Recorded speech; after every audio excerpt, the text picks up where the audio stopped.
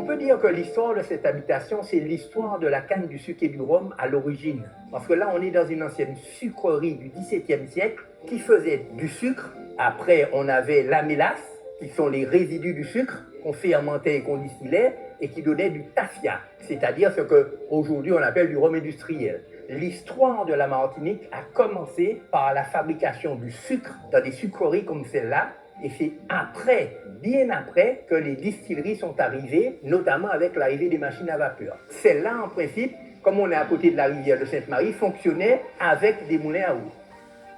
Les particularités architecturales, c'est quoi? Ce sont les anciennes maisons en pierre, directement. La maison coloniale en bois n'existait pas encore à cette époque-là. Alors bien sûr, c'était des maisons en pierre dans lesquelles vivaient, d'ailleurs avec une certaine fraîcheur, les habitants. Il y avait ce style de maisonnette-là avec des murs en bardeaux de bois rouge qu'on faisait à l'époque. Et c'est vrai que toute cette ambiance-là a disparu puisque à un certain moment, ces petites sucreries-là ont été pratiquement abandonnées avec l'arrivée des machines à vapeur et on a trouvé des murs où, disons, les pierres se sont littéralement effondrées et ce sont ces pierres-là qu'on a retrouvées au sol et qui fait qu'on a pu reconstruire la sucrerie à l'identique.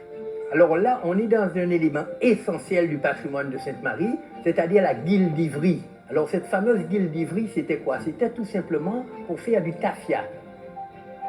On s'est lancé un petit peu dans ce projet titanesque tout simplement parce que nous ne pouvions pas accepter que la Martinique se résume à une station balnéaire où n'a d'intérêt que la nature et la douceur de vivre. Et ce qu'on a oublié, c'est que la Martinique, c'est déjà un pays de très belle production et qu'à côté de ça, il y a une culture, il y a une tradition, il y a un patrimoine et un produit régional. Et ça, pour nous, c'est particulièrement important.